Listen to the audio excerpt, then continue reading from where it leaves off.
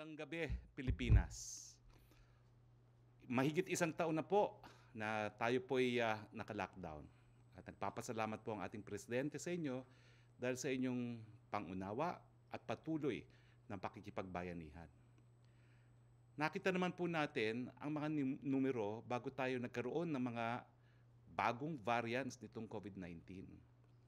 Bago po ang ika-22 ng Pebrero, nakita naman po natin na bumaba tayo sa ranking kung ikukumpara sa buong daigdig pagdating po sa mga aktibong kaso, sa mga total cases, sa cases per million, at saka sa death rate. Nakakapagtesta po tayo ng mahigit 55,000 kada araw. Nagsimula po tayo, iisa po ang ating testing lab. Na-manage na rin po natin ang ating mga aktibong kaso ng coronavirus. Napakaayos po ng ating hospital. Yung ating tinatawag na healthcare utilization rate, hindi nga po lumalampas noong mga panahon na yon ng 30% lang ang gumagamit or hanggang 40%. Mababa po, gaya ng aking sinabi, ang ating mga namamatay, 1.9, mas mababa po yan kesa sa world average na 2.2. Ngunit dahil nga po dito sa mga bagong variants, ay bigla pong sumipa at tumaas muli ang mga numero na nahawa ng COVID-19. At naging kritikal ang kapasidad ng ating mga ospital, lalong-lalo na po sa Metro Manila. Sa mga nagsasabi na kasalanan daw po ito ng IATF, siguro naman po yung karanasan ng buong mundo na dumami ang mga kaso ng COVID-19 dahil nga po sa mga bagong variant ay magpapatunay na talagang yung virus po ang kalaban, hindi po ang gobyerno, hindi po ang IATF. Pero dahil nga po sa napakataas ng mga tao at mga kababayan nating nahahawa ngayon ng COVID-19 dahil na rin dito sa mga bagong variant, inaprubahan po ng ating Presidente ang rekomendasyon ng inyong IATF na ilagay muli sa Enhanced Community Quarantine o ECQ ang National Capital Region, Bulacan, Cavite, Laguna at Rizal o ang tinatawag nating Greater Manila Area. Ito po ay epektibo sa Lunes, 12:01 po ng umaga, March 29, at tatagal hanggang 4 ng Abril, taong kasalukuyan. Naranasan na po natin mamuhay sa ilalim ng ECQ. Ano ba ho ang ECQ o Enhanced Community Quarantine? Ito po ang pagpapatupad ng mga panandaliang hakbang na nagpapataw ng limitasyon sa galaw or movement at transportasyon ng mga tao at mahigit na regulasyon ng operating industries. Sa madaling salita, homeliners po tayo uli. Sa bahay po tayo, except kung magtatrabaho tayo sa bukas na industriya, kung tayo po ay upper at para kumuha ng mga necessities gaya po ng mga pagkain at gamot. Tuloy-tuloy pa rin po ang paghatid ng food and essential services at may heightened presence ng uniformed personnel para ipatupad ang community quarantine protocols. Nakikiusap mo puli kami, no? Bagamat nandyan po muli ang mga checkpoints para nga pong masigurado na tayo po ay homeliners, nananatili sa bahay unless talagang kinakailangan lumabas, pakiusap po sa mga checkpoints, wag po nating haharangin ang mga cargos, lalong-lalo na po ang mga may dalang pagkain. Dahil pag hindi po nakapasok sa Greater Metro Manila area yung ating mga pagkain, baka po tayo magutom. Ipapatupad ng National Task Force, ipapang ahensya ng gobyerno at mga lokal na pamahalaan ang pagpapatupad ng mga hakbang na may kinalaman sa prevention, detection, isolation at treatment. Makikita po natin ngayon sa ating screen ang mga hakbang na may kinalaman sa prevention.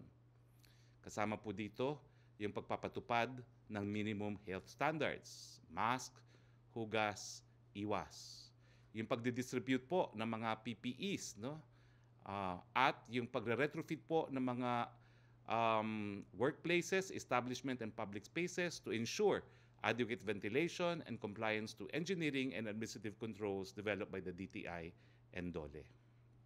Pagdating naman po sa detection, no? Mag-establish po tayo ng mga Daravi-like centers at the community na maghahanap po ng mga suspect cases, ititrace sila, i-contact trace at i-isolate. Magbabahay-bahay po tayo na maghahanap ng mga taong meron po mga simptomas. Sisiguraduhin po natin na ang ating mga lokal na pamahalaan ay mag-isolate hindi lang po ng mga positibo, kundi mga suspect at merong mga close contact. No? At talaga pong paiintingin natin ang testing, contact tracing within 24 hours of detention. Kasi pag hindi po natin tinest at hindi natin in-isolate within 24 hours, baka nga po makapaghawa pa bago sila ma-isolate. At kinakailangan nga po, 95% of close contacts must be traced and isolated, quarantined within 24 hours of case notification. Mamaya po sasabihin ko sa inyo na bukod pa sa PCR, kukuha na po tayo ng hindi bababa sa 500,000 na antigen test kits para po manatiling napakataas ng ating mga numero na natetest. Dahil sa pamamagitan lang po ng testing na malalaman natin kung sino ang merong sakit at kung sino ang dapat na i-isolate. Kasama rin po sa mga hakbang na gagawin natin ang parallel implementation at pagpapaingting ng vaccination efforts sa high burden area. Kasama na po dyan ang Metro Manila, Laguna, Cavite, Rizal at Bulacan, at kasama na rin po dyan ang Cebu City at ang Davao City. Inatasan din ng National Task Force na mag-set ng indicators at weekly targets. Isang LGU scorecard na may klarong targets ang iseset para sa mga lokal na pamahalaan. Ano-ano po inaasahan nating mangyayari sa ilalim ng ECQ? Ang mga essential at priority construction projects, pampubliko man o pribado, ay papayagang mag-operate alinsunod sa ilalabas na guidelines ng DPWH. Bukas po ang mga pampublikong transportasyon kahit ECQ. Bababalangan po ang kapasidad, ang final capacity po ay ilalabas ng ating Department of Transportation. Ang pagtitipon-tipon or gathering ng mahigit 10 katao sa labas ng kanilang mga pamamahay ay ipinagbabawal po. Pinagbabawal nga po natin ang lahat ng mass gathering. Pati po yung pinayagan nating simba, bawal na po muli. Pagdating naman po sa KBL, kasal, binyag at libing, pinapayuhan na dapat immediate household members lang po ang maaring dumalo na hindi po hihigit din sa 10 katao. Hindi po pwedeng lumabas ang mga nasa below 18 years old at over 65 years old kasama ang mga buntis, may immunodeficiency, comorbidity at iba pang health risk, liban na lamang kung may bibilihin na essential goods at services. Alam niyo po, itong mga populasyon nito, sila po talaga ang tinatamaan ng matindi ng ating kalaban na COVID-19. Mas pinag-ikting din po ang oras ng curfew sa Bulacan, Cavite, Laguna, Rizal at NCR. Ang ating curfew po ay mula 6 p.m. hanggang 5 a.m. Ang upper, workers, cargo vehicles, and public transportation ay hindi po sakop ng curfew. Magdala lang po ng ID para magpapatunay kung bakit kayo kinakailangan lumabas na inyong mga pamamahay. Pinapaalala din natin na hindi kinakailangan ang travel pass. Samantala, mananatiling bukas ang ating mga malls para sa mga essential stores gaya ng groceries, pharmacies, and hardware stores. Ang mga restaurant ay pinahintulutang magbukas para sa take-out and delivery. Kahit ano na pong dine-in, miski al fresco, hindi na po pwede. Tignan po natin ang mga industriya na bukas at hindi bukas sa ating infographics. Ang mga bukas po, public and private hospitals, health and emergency and frontline services, manufacturers of medicines, medical supplies, devices and equipment, agriculture, forestry and fishery and their workers including farmers, ARBs, fisher folks and agri-fishery stores. Importante po ito dito sa mga karatig probinsya ng Metro Manila. Delivery and courier services, transporting food, medicine or other essential goods. Para naman po sa mga 50% operational capacity, ito po yung mga private establishments na nagbibigay po ng essential goods and services. Media establishments and their total permanent staff complement, at saka yung mga workers po accredited by the Department of Transportation. Ito po yung mga industriya na sakop ng skeleton force, no? Skeleton force lang po sila. Yung other medical, dental, rehabilitation and optometric clinics, pharmacies or drugstores, capital markets, mga vet clinics, water supply and sanitation services, mga bangko, money transfer services, energy and power companies, telecom companies po, airline and aircraft maintenance, manufacturing companies and suppliers, construction works such as cement and steel, the Philippine Postal Corporation, PSA, BPOX, export businesses, printing presses, funeral and embalming services, humanitarian assistance personnel from all civil society organizations, NGOs, and UN humanitarian country teams, security personnel, mga religious leaders po, real estate activities limited to leasing lang po tayo, and repair and maintenance of machinery and equipment. Samantala po, inatasan ang Region 3, Cordillera Administrative Region, Batangas City at Quezon ng Calabarzon na ipatupad ang enhance, prevent, detect, isolation, treatment, and rehabilitation measures. Kasama sa mga hakbang na ipapatupad after due assessment ng mga lokal na pamahalaan, ang mga nasabing lugar ay ang pagsang-ayon sa kanilang regional IATF sa mga sumusunod. Una, ang scope of lockdown ay maaaring ma-extend sa buong munisipyo or sa isang buong lungsod.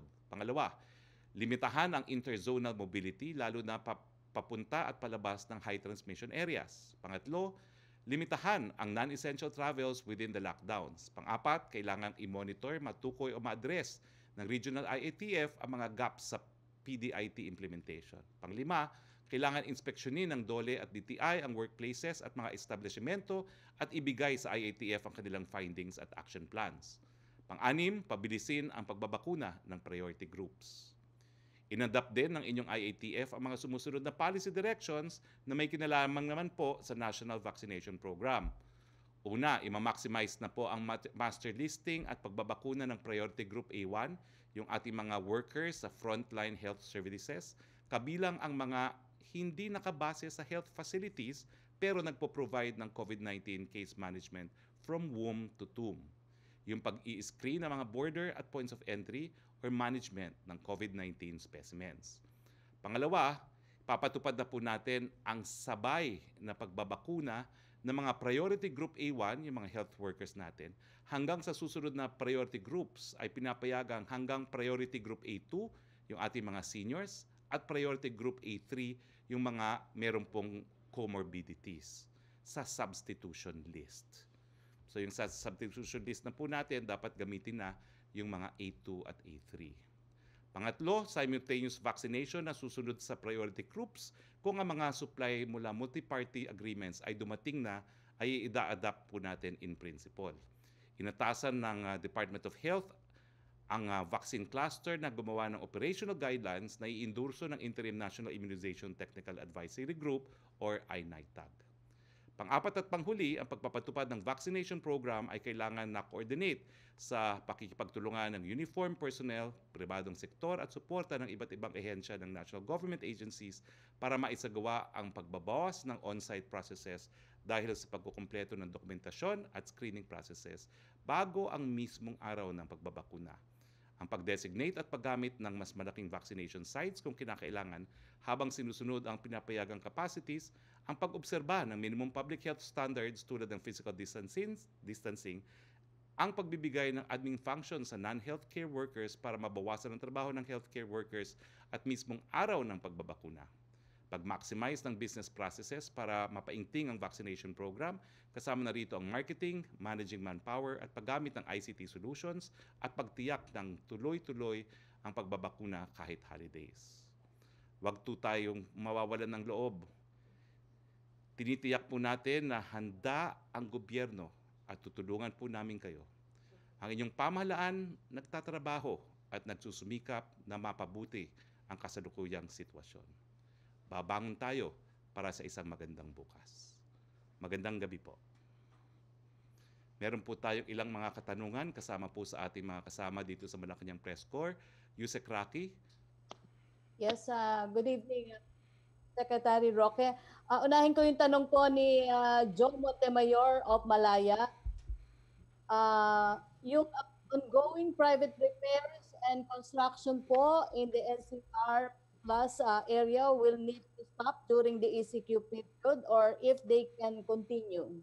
Yung mga malakihan po, no, na pampubliko at pribado, tuloy po. Kasi po yung mga malakihan, pwede sila magbigay ng on-site na tulugan. Naalala nyo po, no, na kinakailangan pag ECQ, hindi nagbabiyahe yung mga manggagawa. Pero yung mga maliliit pong construction, yung mga sa bahay, lahat po yan ay tigil muna, no, dahil alam na po natin na hindi naman po pwedeng manatili doon sa mga construction areas yung mga construction workers. So yung mga malalakihan pong pampubliko at pampribadong proyektong construction, tuloy po sila. Okay. Tanong po ni Chris Jose ng Remate Online. Reaction po sa ulat na marami na pong nagpa-panic buying ngayon matapos po na kumalat sa social media na balik ECQ ang NCR. Naku mga kababayan, wag na po kayo magpanik kasi hindi naman ito unang karanasan natin sa ECQ. Sa ECQ po, bukas lahat ng supermarkets, bukas ang palengke, bukas ang convenience stores. At sinisigurado po ng DA at ng DTI na sapat po ang mga bilihin sa lahat ng ating merkado. Wala pong dahilan para mag-panic buying. Hindi po tayo mauubusan dahil bukas naman po ang mga merkado. Salamat, Secretary. Ang susunod na magtatanong po ay si Mela Lesmoras. Yes, good evening po, Secretary Roque. Ang una ko lang pong tanong ng marami nating kababayan, may ayuda raw po ba under this ECQ? Dahil naintindihan po ni Presidente na habang tayo naka-ECQ, walang po pwede magtrabaho, magkakaroon po tayong tulong na ipamimigay sa ating mga kababayan. Opo, gaano po kaya ito kalaki, Secretary Roque? At saan po kaya nila ito ma-access? Sa LGU po ba? DSWD? Isinasapinal na po ang pagbibigay ng assistance. Meron naman po tayong press briefing sa Lunes. Sa Lunes po, nag-commit po ang ating economic team na unang-una, malalaman na kung saan kukunin yung pagkukuhanan natin ng assistance at pangalawa, kung magkano yung assistance at kung ano yung pamamaraan para ma-distribute ito. Hayaan nyo po sa ating press briefing sa Lunes, masasagot na po natin yan. Opo, and Secretary Roque, dito po sa magiging ECQ nga sa NCR Plus Bubble, ano po yung inaasahan nating magiging epekto sa kalusugan at sa ekonomiya? Well, unang-una, pagdating po sa ekonomiya, sinempo na po natin sa Semana Santa kasi talaga namang wala pong trabaho ng Maundy Thursday, Good Friday, at saka Saturday, Sunday. Extended weekend po yan. So minimal po yung magiging interference, kumbaga, dun sa ating mga trabaho. Pero pagdating po doon sa pagdabi ng kaso, inaasahan po natin na magiging malaki pong epekto, no? At mapapababa po natin ang mga kaso ng COVID-19. Dahil sa ngayon po, lampas 10,000 na nga po per day ang mga kaso ng COVID-19. Opo, and panguling tanong na lamang po, Secretary Roque, ito po bang petsa ng ating ECQ na hanggang April 4 ay maximum na or kung hindi pa magkakaroon ng malaking pagbaba sa mga kaso ng COVID-19 ay maaari pang ma-extend? Titignan po natin. Kaya po tayo nagsara, meron naman po tayong mga criteria, di ba po, no? Yung average daily attack, yung 2-week average attack rate, at saka yung healthcare utilization rate. Ngayon po sa Metro Manila at mga karatig na probinsya, talagang nasa critical or red warning na po yung ating mga critical care utilization. So kinakailangan po nating bigyan naman ng, kumbaga, 1-week time out yung mga ating mga medical frontliners, no? At inaasahan natin dahil lahat tayo ngayon ay mananatili sa ating mga tahanan na mababawasan yung mga kaso.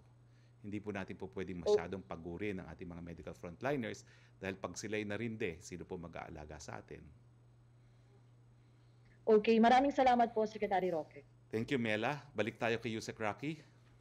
Opo, Secretary, tanong mula kay Angel Ronquillo ng DCXL, paano bibili ng basic necessities tulad ng pagkain at gamot kung kailangan ba ulit ng quarantine pass at magkakaroon po ba ng limit ulit sa bibilihing mga produkto? Baka po kasi magkagulo at mag-hoard ulit ang ating mga kababayan. Gaya ng aking sinabi kanina po, no, inassure po ako ni DTI Secretary Lopez, ni Department of Agriculture Secretary Dar, sapat-sapat po ang ating supply ng pagkain. At hindi po magsasara ang supermarkets, palengke at mga convenience stores. Wala pong dahilan para mag-panic buying. Baka lalo lang kayong mahawa, no, kung kayo makipagsiksikan sa mga merkado na yan. Ulitin ko po, ang kalaban po natin, bagong variant na mas mahigit na nakakahawa. Huwag po kayong makipagsiksikan sa kahit anong merkado. Hindi po yan magsasara. Hindi mauubusan ng paninda. Yan po ang garantiya ng ating gobyerno. So hindi na po kinakailangan. No? So ano pa yung pangalawang tanong? May sanction po ba sa mga LGUs na naunang magpalabas ng IATF Resolution, yung mga hindi po naghintay ng official announcement? Well, alam niyo po, marami namang bago dito sa ating announcements. No? So kung yung mga nagpalabas po, kung tama yung ibang punto, well and good, pero marami pong nabago din. Alam ko po na talagang napakahirap talagang to keep everything confidential, although ang classification po ng meeting namin ay secret and nagli-leak pa rin. Pero yan po kasi ay subject to change dahil ang IATF ay recommendatory lamang. Ang final approval ay nasa presidente. At yung mga detalye ay naayos din po ng technical working group. So marami rin pong mga puntong na bago. No? Opo. Yung palang tanong niya, Secretary, ay kung kailangan ulit ng quarantine pass. Well, ang travel pass po hindi kinakailangan. Ang problema po kasi isang linggo lang itong ating ECQ. No? So hindi ko po alam kung sapat ang panahon para mag-issue uli ng quarantine passes. Kung meron naman po kayong quarantine pass na naitago, siguro dalhin nyo na rin po. No? Pero sa ngayon po, isang linggo, kung anong meron kayo, dalhin nyo. Kung wala naman po, magbigay na lang ng explanation na bibili lang ng pagkain o ng gamot. Salamat, Secretary. Joseph Morong, please. GMA. Joseph? Hello, sir. Hello, sir. Yes, Sir, good yes, afternoon. please. Good afternoon. Good evening. How are you doing, sir? Okay naman po. Kakalitan na. Okay, sir, ganito. You've outlined several steps that the government are taking, but if you can encapsulate that in probably 1 or 3 sentences, what is the strategy of the government? Ano na po ang plano natin ngayon? Yung broad strokes. Well, gaya ng aking sinabi po, no, bumalik po tayo sa ECQ dahil masyado pong mataas ang numero ng mga nagkakasakit. At habang tayo po ay nananatili sa ating mga tahanan, inaasahan natin na babagal nga po yung mga pagkalat ng sakit. At at the same time, naintindihan natin na kapag hindi natin pinagtrabaho ang lahat, kinakailangan magbigay po ng tulong. So handa naman po magbigay ng assistance o tulong ang ating gobyerno. How soon, sir? Well, siyempre po kasi sa lockdown, mahirap mamigay ng tulong at isang linggo lang naman ito. Pero ang target po natin, di rin naman po matatapos ang buwan ng Abril, makakarating yung tulong na ibibigay ng gobyerno sa mga nangangailangan. Sir, sino po yung makakatanggap? Well, lahat po ng mga nangangailangan. No? Kasi yan po ang tinitignan natin. Magkano yung halaga dahil yung sa pagpupulong ng mga Metro Manila mayors, mas gusto nila na mas maraming makinabang, hindi lang yung mga SAP beneficiaries. Dahil alam naman natin na kapag nag-lockdown, nag-ECQ, hindi lang yung mga 4-piece beneficiaries ang nahihirapan. So kaya nga po yan yung i-anunsyo natin sa Lunes. Siguro po ang halaga ay mas maliit sa inaasahan, pero ang makakatanggap ay mas marami po. So ibig sabihin, sir, kahit essential worker ka and you are going to work and you are allowed to work during that ECQ, you can receive financial aid? Sana po yung mga hindi lang nakapagtrabaho ang kumuha ng financial aid. No? Kasi yan naman po yung intention natin. Yung mga hindi nakapagtrabaho. Okay, sir, can I ask you about the strategy of government on 2 aspects? First is testing. You've mentioned some things that you are going to do, but I'm interested whether we have identified the areas where there is or there are a concentration of COVID-19 cases, and what are we doing with regard to testing? How many individuals are we looking at in terms of possible na dapat nating i-test? Alam mo yung mga nakalipas na araw, parang nag-release po ng 35,000 PCR tests ang ating national government sa iba't ibang lokal na pamahalaan dito lang sa Metro Manila dahil nga po dito sa pagtaas ng numero. No? At alam po natin na habang tumataas ang numero, mas marami pang test na kinakailangang gawin natin kada araw. So ngayon nga po, no, from 1 testing lab, meron na tayong 51,000 tests per day. Pero para po mapababa natin yung tinatawag na R0, kinakailangan maging at least 100,000 yan. No? Kaya nga po, nag-augment na po tayo. No? Meron po kasi namang brand ng antigen test na napakataas ng efficacy rate na inaprubahan din ng ating FDA at DOH. At yun nga po, bibili na tayo ng 500,000 ng antigen testing kits to augment our RT-PCR. Ito po yung gagamitin, lalong-lalo na dun sa code. Ito po yung pagbabahay-bahay na naghahanap tayo ng mga sintomas at itong mga sintomas ay iti-test at i-isolate.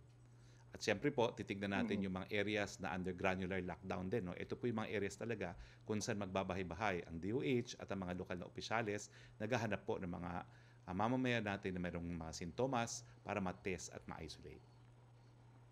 With regards, sir, to contact tracing, because kung meron po tayo na halimbawa kahapon 9,800 and today 9,500, I've talked to Professor Guido David. Sabi ko, ilan yung kailangang i-trace? If we are going by the ratio ng 1:10, yung 9.5 na cases, you would have to trace at least probably 95,000 contacts. Can we do that?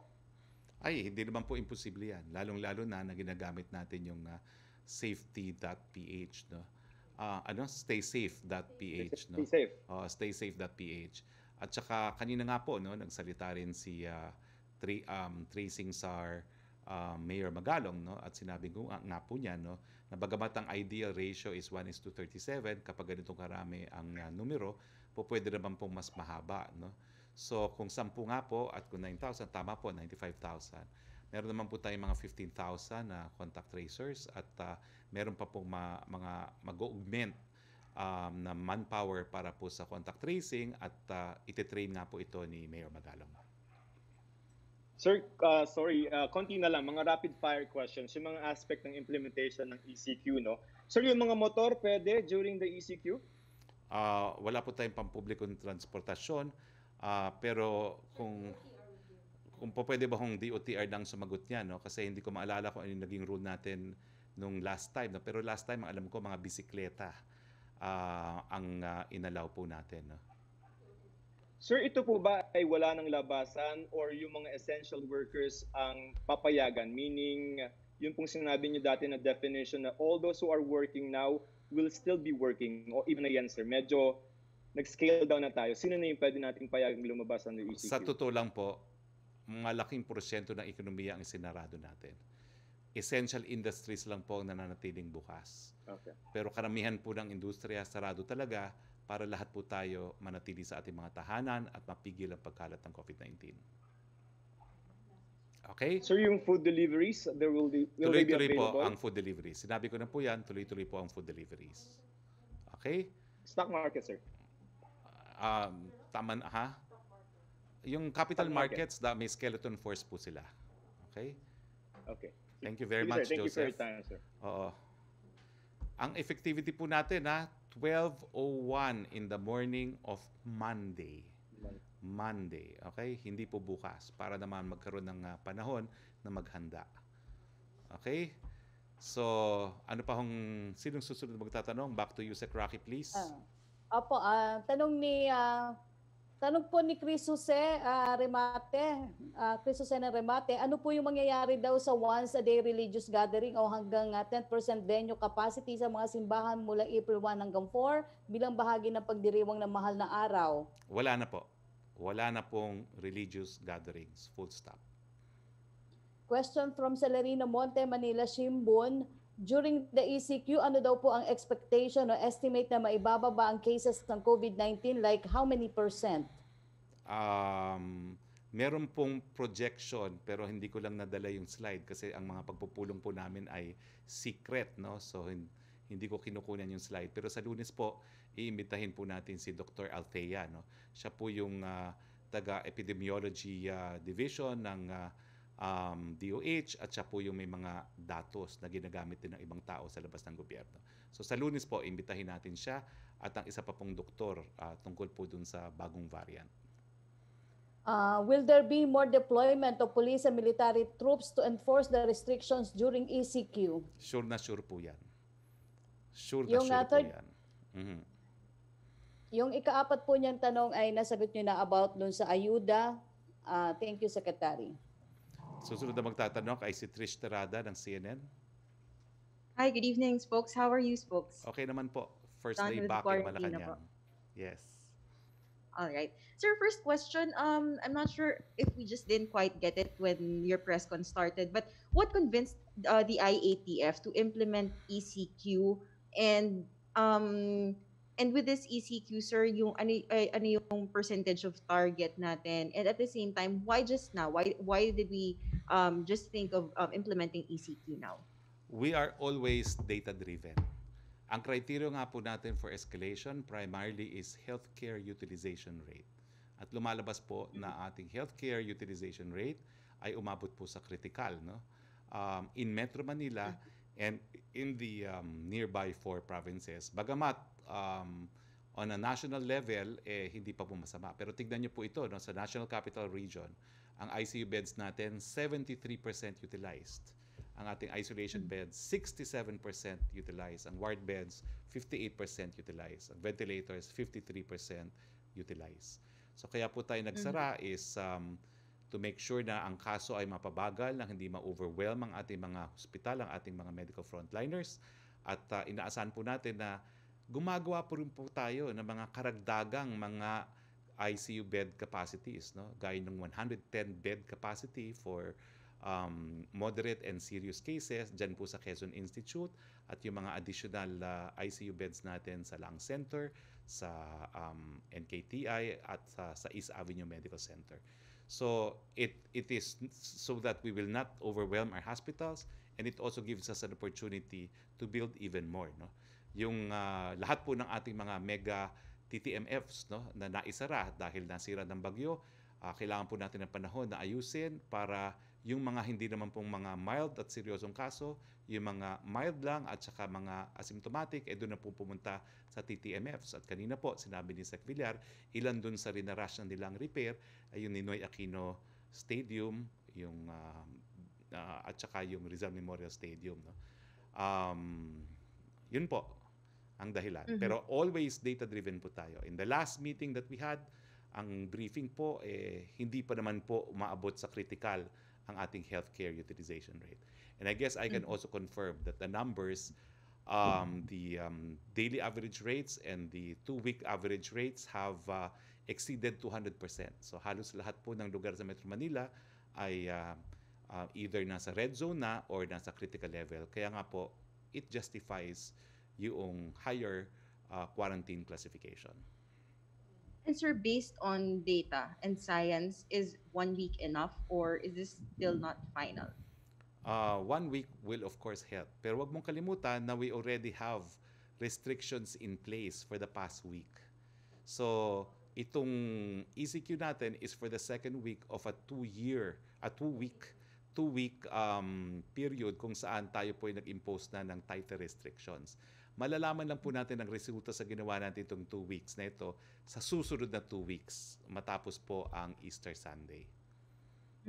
Sir, ito pong goal natin of intensified testing and isolation, how did the IATF discuss this? Is this realistic considering, sir, na ngayon parang nahihirapan na rin yung mga contact tracers natin? For example lang, sir, in one house, one person tests positive, lahat ng close contacts niya di kailangan to i-isolate. Aren't we running short of isolation facilities? Because I've been reading, sir, reports, for example, some LGUs like Makati saying na puno na yung isolation facilities nila within the LGUs, and nahihirapan din po sila to access isolation facilities within the national level.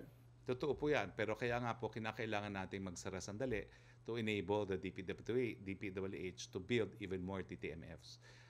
Ang balita po ay si Secretary Briones already agreed na gagamitin na naman po yung ilang mga eskwelahan natin para maging TTMF facilities, no?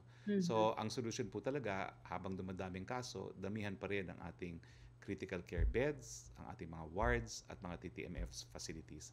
Ang pakiusap lang po natin, kung kayo po ay mild or asymptomatic, wag na po kayo pumunta ng ospital para malimitahan natin yung mga pupunta sa ospital, yung mga kasong moderate at severe.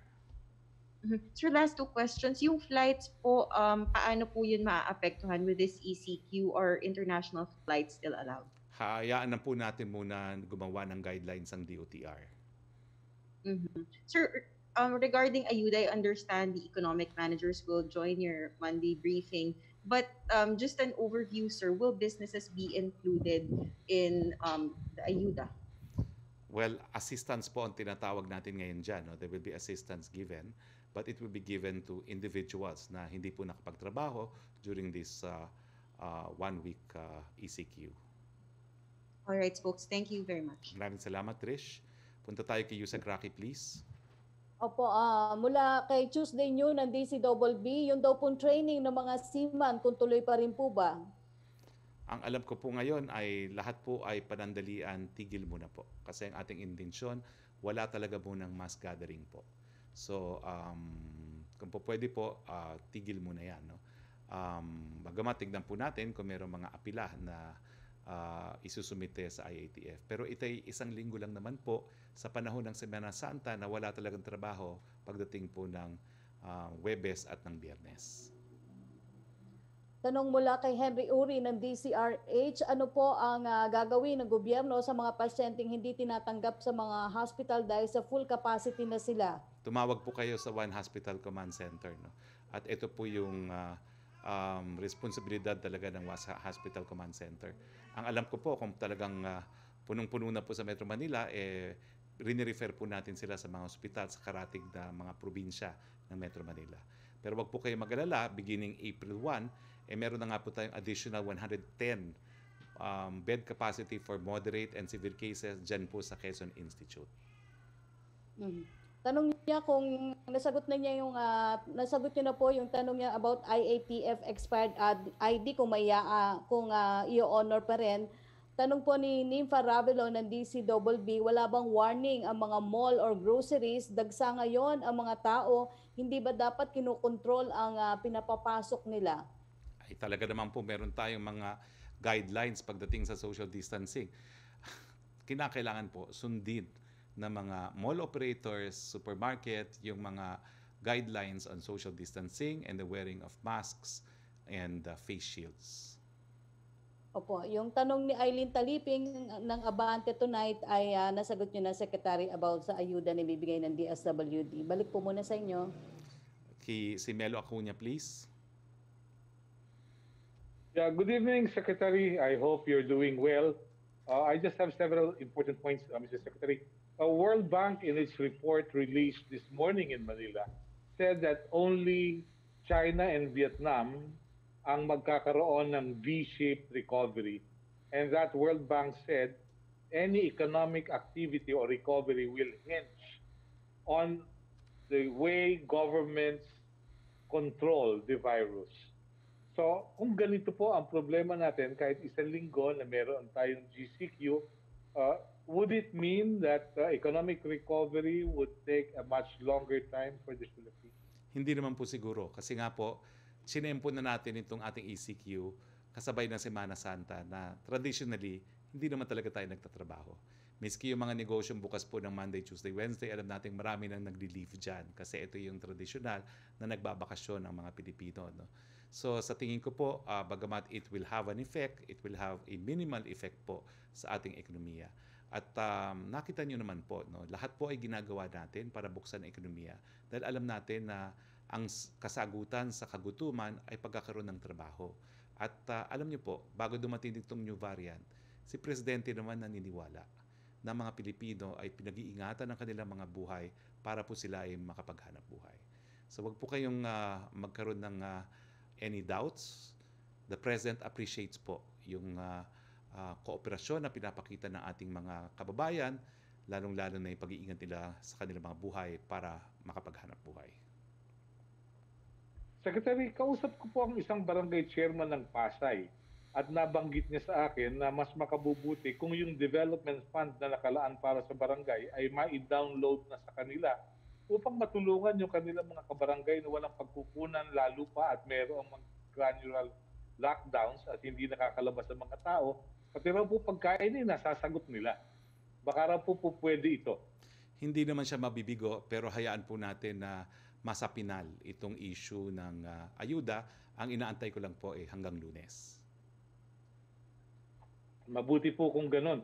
Meron pa po bang sapat na salapi ang DSWD para i-download sa local government units at matugunan ang pangangailangan ng mga bayan at lungsod? hindi lang naman po sa DSWD manggagaling yung assistance na yan. No? Ang pangako po ni Secretary Wendell Lavisado kanina ay ngayong araw na ito, masasapinal kung saan natin kukunin yung ibibigay nating assistance sa ating mga kababayan. I'm sure he has submitted already his recommendations to the President by now. Kaya pahabol lamang po, umiiyak din yung mga taxi driver dahil hindi raw sila makatugon sa boundary, may ganito pang problema. Pwede raw po kayang ipangutang na muna yung ibibigay na ayuda ng pamahalaan sa kanila. Hindi ko po alam kung meron magpapautang sa kanila, no? Pero kasama naman po ang mga taxi drivers sa inaasahan nating makakuha ng hindi po ayuda. Ang tawag ay assistance. Assistance po. Opo. Maraming salamat po, Secretary. Salamat, Thank you. Melo. Maraming salamat. Happy weekend. Melo. Happy weekend. Back to Yusek Roque, please. Opo, tanong ni Kylie Atienza ng Business World, can't we handle longer lockdowns? What does the 7-day lockdown say about our economy? Well, kasi nga po, nagkaroon na tayo ng additional restrictions na tumagal na 1 linggo. So, kukumpletuhan lang po natin ng 1 linggong ECQ. So, yun po yung rationale behind the 7 days. Opo. From Bernard Ver ng RMN News, paano daw po yung pagkontrol sa mga simbahan? Yung iba ayaw daw po makinig sa gobyerno. Dati po yun bago tayo mag-ECQ. Iba na po ngayon. Dati kasi ang pinoprohibit lang natin yung pagbabiyahe sa labas ng bubble area. Ngayon po, lahat ng tao dapat manatili sa kanilang mga tahanan. Opo, clarification daw po, yun daw po bang PWD same as A2 with seniors or A3 with comorbidities with vaccine lineup? Ang alam ko po, A3, kasi ako nga po nagtanong ako sa aking mayor, no? Yung aming ID sa syudad namin, walang nakalistang comorbidity. Dahil babakunahan ng mga may comorbidities, ang tanong ko, paano po kami magre-rehistro? Ang sagot po sa akin ng aking mayor, and thank you to Mayor Joy Belmonte, kinakailangan kumuha daw ako ng PW, Persons with Disability Card, at doon ang ilagay ang lahat ng mga impormasyon. So, persons with disabilities can fall under A3, pero hindi po lahat ng comorbidities, ng disabilities can be considered as comorbidities. Meron po tayong listahan na ginawa ang DOH. From Karen Villanda ng PTV, hindi ba mawawala ang provincial buses at sino lang po ang makakalabas ng Metro Manila? Siyempre po, posible na mawala po yan sa ngayon dahil nga po linilimitahan natin ang pagbabiyahe. Pero antayin po natin ang final guidelines sa Lunes din na ipalalabas po ng ating DOTR. Opo, may mga pagtatanong lang din from Joey Giles ng PTV, yung will members of the media be exempted from movement restrictions in pursuit of their professions? And for private workers in the affected sectors such as tourism sector, will there be work from Monday to Wednesday? Well, doon po sa media, wala po silang restriction. Bagamat lahat ng media companies po, 50% work capacity. Yan ang po nangyayari na kasi dito nga sa ating Malacañang press corps, wala naman pong physically present. Lahat tayo ay online. Pagdating naman po dun sa mga industries, yung mga industries po talaga natin nabawasan kung sino ang po pwedeng mag-operate. Ito po ay mga essential, ito po ay mga export-oriented industries, ito po ay mga BPOs, no? At karamihan ng industriya, isasara po natin para nga po mapigilan ang pagkakalat ng COVID-19. Okay, thank you. Back to you muna, Secretary. Okay, si Pia Gutierrez of ABS-CBN, please. Hi, sir. Good evening. Good Sir, evening. you said before yung expectation natin for the NCR Plus bubble is to reduce cases by 25%. But by implementing ECQ, do we hope to achieve more than that? Alam mo, didiscuss po yan kanina kasi bawal nga kumuha ng picture kasi nga secret. So, hindi ko nakuha ng picture. No? I-discuss po yan ni Dr. Althea on Monday because we will invite her. Pero I think the expectation is mas malaki pa po sa 25% because this is ECQ. Okay, sir. And how do you respond to criticism, sir, na itong ECQ is just delaying the surge? And because we are addressing yung new and more infectious variant, sinasabi nila that after we relax protocols, baka bumalik ulit yung pagtaas ng cases. Well, may posibilidad po yan. No? Kaya nga mo patuloy nating binabalanse at patuloy po tayo doon sa ating ninanais na i-promote yung total health ng lahat. No? Na hindi naman masakripisyo yung karapatang mabuhay, karapatan na hindi magutom doon sa pagnanais natin na mabawasan ang kaso ng COVID-19. Pero naniniwala po ako na ang Pilipino po sa nakalipas na taon ay nakipagtulungan naman. At patuloy na magtutulungan po tayo dito. No?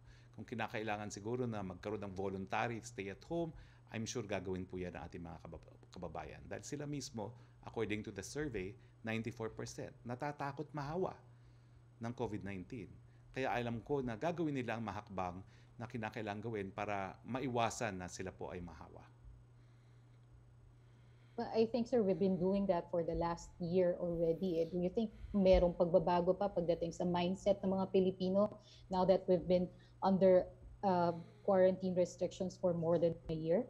Well, kasi nakita natin na until pumasok yung bagong variant, nagtagumpay naman tayo eh. So siguro, it's a matter of understanding this new variant at saka responding better to it. At saka there is also comfort in the fact na ang buong mundo po ay nadali na naman itong mga bagong variants. No? Naging dahilan kung bakit napakarami rin bansa ang nagre-resort din sa total closure ngayon or lockdown. Sir, dun lang sa simultaneous vaccination of priority groups, no? So it's A1, medical frontliners, A2, seniors, and A3, individuals with comorbidities. Will this only be for Sinovac vaccines or kasama na yung AstraZeneca? Do you think this will impact yung allocation po natin sa COVAX facility? Kasama po ang AstraZeneca dahil inaasahan naman po natin na halos 1 milyon na AstraZeneca ay darating na soon. Kung hindi po katapusan ng Marso, then early April. Pero yun nga po, so lahat po ng makukuha nating bakuna, yan po ang gagamitin natin sa A1, A2, A3, subject of course to the EUA issued to Sinovac. Okay. So sir, ibig sabihin, this will not endanger yung allocation natin sa COVAX facilities? Hindi po. Since kasi, we're also, it's within the priorities. Yes, tama po kayo. Hindi po tayo nagpa-jump ng line. Sinusunod pa rin po natin yung order of priorities. Last na lang sir, yung sinabi niyo before na dapat unhampered yung movement sa mga areas within the NCR plus bubble, pwede din po ba daw yun under the ECQ? Tapos na po yun. Ang rule po ngayon, walang labasan unless essential ang paglabas. So movement is now definitely hampered. It is not absolute dahil po pwedeng lumabas kung necessity, kung allowed na employment, at kung APOR. But movement is generally limited. Okay? Sir, last na lang, how soon yung pagsisimula ng simultaneous vaccination, sir? Ay, simula na po yan bukas. Dahil patuloy naman po ang ating pagbabakuna, miski tayo po ay under ECQ. Alright. Salamat po. Thank you very much, Pia. Punta tayo uli kay Yusek Roque. Yes, ang Secretary, tanong ni Hannah Sancho ng SMNI, you mentioned earlier na magbabahay-bahay ang mga contact tracers. Ano po ang strategy natin, sir? With more than 11,000 cases daily, do we need more contact tracers now during ECQ? Hindi lang po contact tracers yon. Yung mga personnel ng DOH, yung ating mga barangay health workers, identified naman po natin kung nasan yung mga clusters. So hindi naman po yan lahat ng barangay. Pero yung mga matataas po ang mga kaso, yung may mga clustering of cases, dyan po tayo magbabahay-bahay at maghahanap ng mga taong may sintomas para po ma-test at ma-isolate. Tanong po ni Tuesday New ng DCBB, kung naka-ECQ, tuloy ba ang vaccination? Ibig po sabihin, lalabas din ang mga tao. Tuloy pa rin po, pero bibigyan naman po sila ng notice para pumunta at talaga pong susubukan natin na hindi magkumpulan ng tao.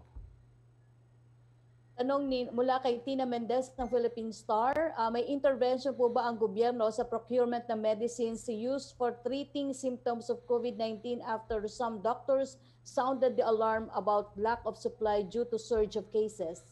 Nagpa-order na po tayo dyan. No?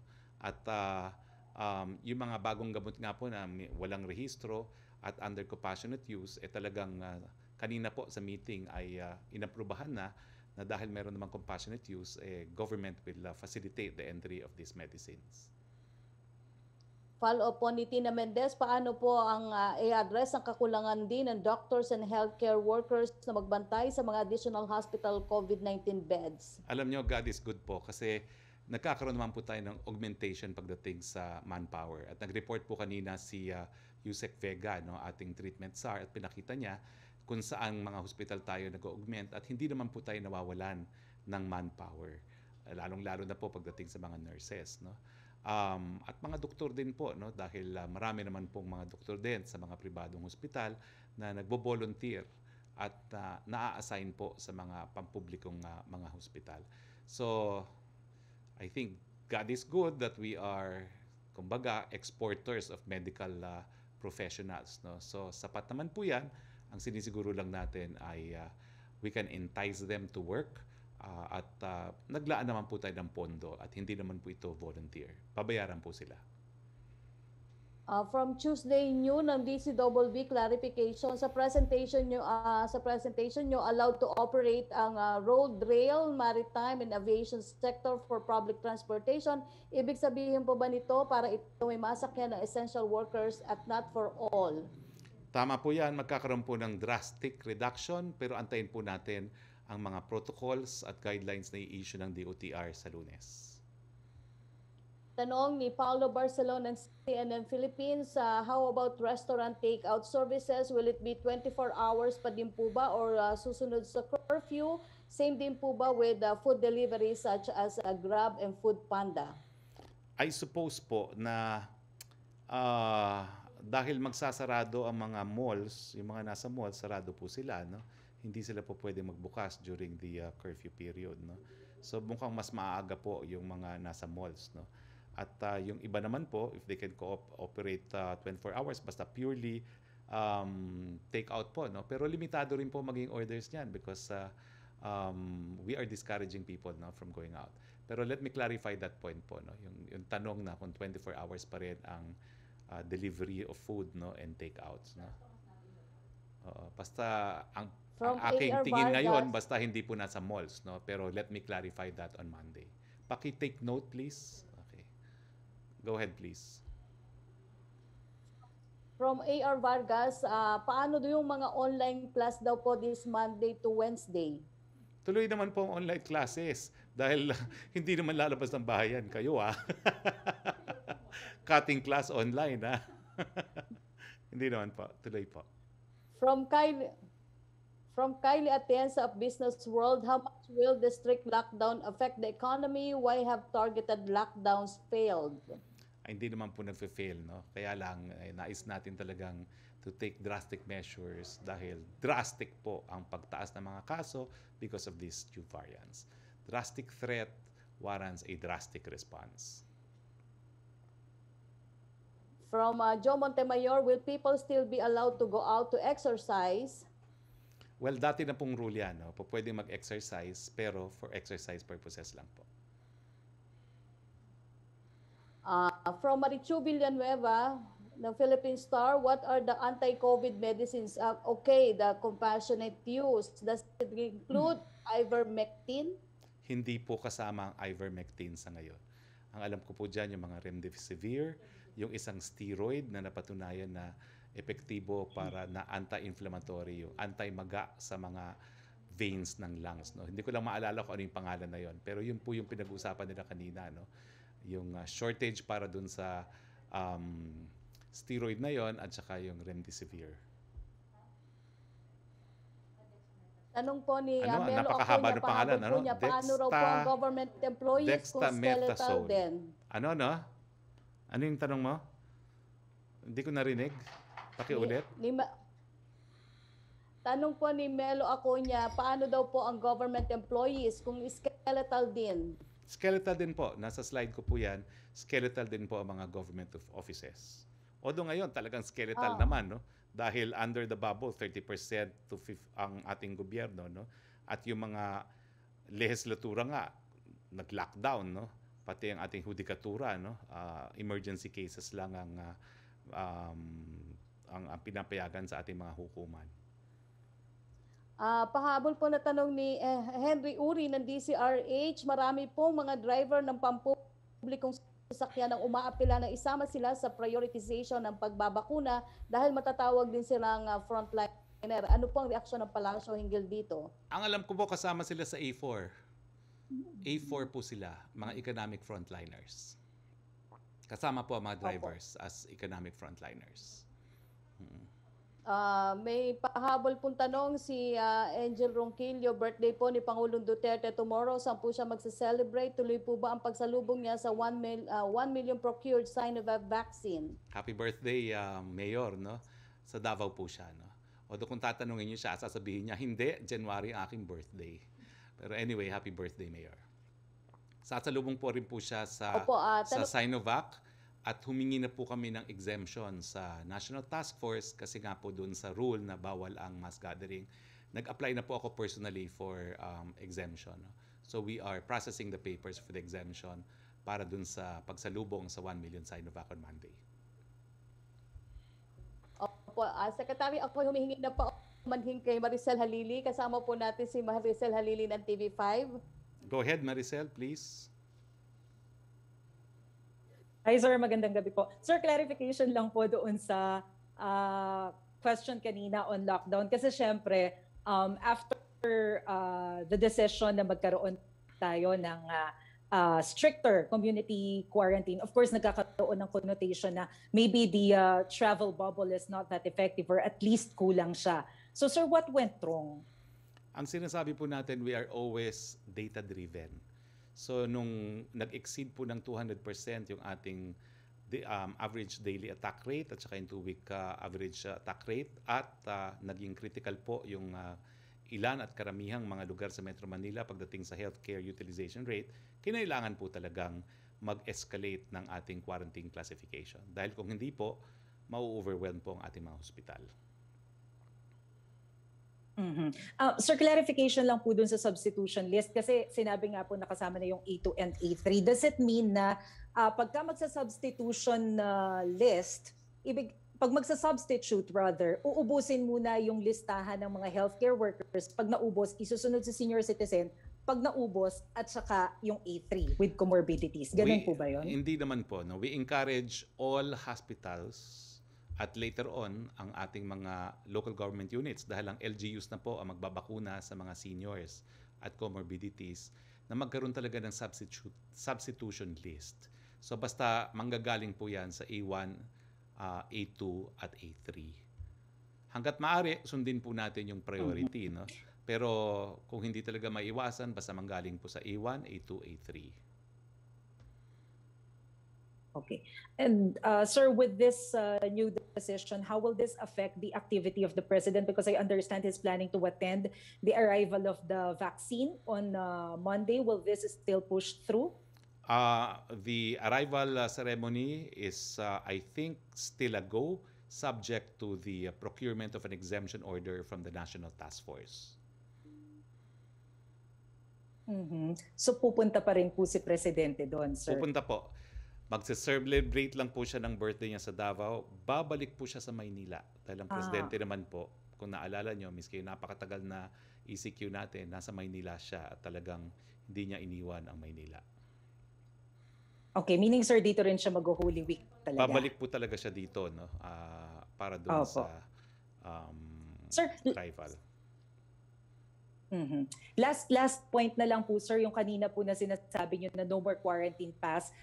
Pero pag lalabas yung mga pupunta sa grocery, explanation is enough pagka po nasita ng police? Wala na po silang kailangan na ipakitang ID or anything? Well, ang problema kasi natin po, kung wala na yung mga quarantine passes at medyo matagal na yung paggamit ng quarantine passes, for the 1-week period, parang imposible naman mag-issue ng mga bagong quarantine pass. So, ang sabi ko nga po, kung meron pang quarantine pass, gamitin. Pero kung nawawala yung quarantine pass, explanation na lang po, no, na talagang necessity ang labas ng bahay. Pero I'm sure marami pa rin mga lokal na pamahalaan that will attempt to distribute these quarantine passes. Pero kasi napakalimitado po at saka holiday naman talaga yung Thursday and Friday. Ay, sorry sir, pahabol lang po. Bawal sir ang mass gathering pero tuloy yung ceremony on Monday for the arrival of vaccines? Subject nga po to an exemption to be procured from the Okay. National Task Force. Humihingi po kami ng exemption. Okay, clear, sir. Salamat po, Secretary. Yusek Roque, thank you. Salamat po. Yusek Roque, please. Pasensya na, Maricel. Opo. Yes, Secretary, tanong po ni Argel, si Argel ng Manila Bulletin, kung delivery po ba covered ng curfew? Ang tingin ko po, hindi covered ang delivery, but I will also check. No? Kasi nga po, ang idea natin, importante yung delivery habang nananatili sa mga tahanan ng ating mga kababayan. Opo, ganyan din po yung tanong ni Red Mendoza ng Manila Times, yung mga online shopping delivery kung allowed daw po sa ECQ. Food po, no? And Opo. other essentials. Opo. May tanong pa rin po, yun daw po mga hotels, tuloy pa rin po ba daw ang operations at pati daw po ba yung loto? Ang aking pananaw po, no? But let's hear also on Monday from the Department of Tourism. Alam ko po yung mga hotels na duly accredited by the Department of Tourism, po pwede pong magbukas kasi karamihan po dyan sa mga yan ay ginagamit nating mga isolation facilities. But let me clarify yung mga staycation. I think staycations will not be allowed, no? But I will have to verify and we will ask DOT on Monday. Opo, yung loto daw po. Hindi ko pa rin po alam kung ano mangyari sa loto, no? But baka kasi sarado po kasi yung mga outlets niyan eh. Kasi hindi naman po necessary yan, no? Titignan po natin kung magre-request din ng PCSO.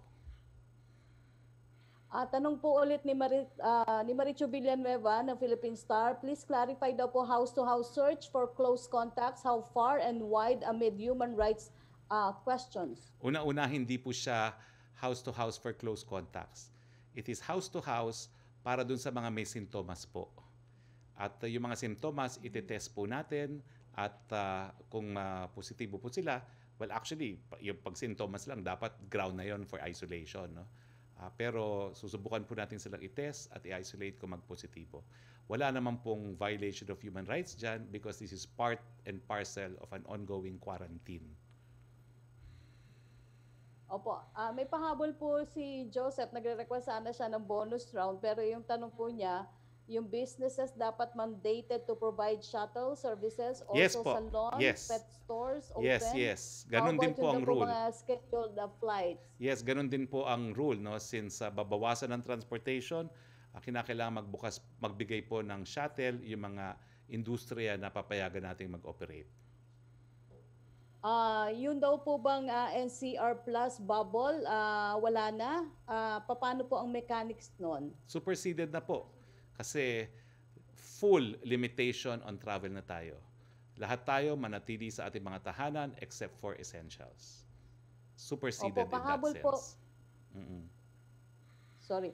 Pahabol po ni Argel ng Manila Bulletin, paano daw po yung grab car? Kung papayagan daw po. Ang alam ko po, that will be subject also to drastic reduction if not outright prohibition. Pero I don't want to speak for DOTR from now. Pero kung maalala nyo po ng panahon ng ECQ, hindi rin po sila allowed. Kasi ang idea nga po, kung allow mong public transportation, lalabas sa mga tahanan yung ating mga kababayan. But on Monday po will be an exhaustive statement from the Department of Transportation. Paano daw po yung mga admin employees sa mga school, pwede silang pumasok hanggang Wednesday? Hindi po essential ang mga schools eh.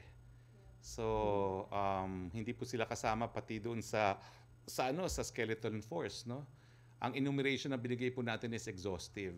Kung hindi po kayo kasama sa enumeration, you're not allowed to open.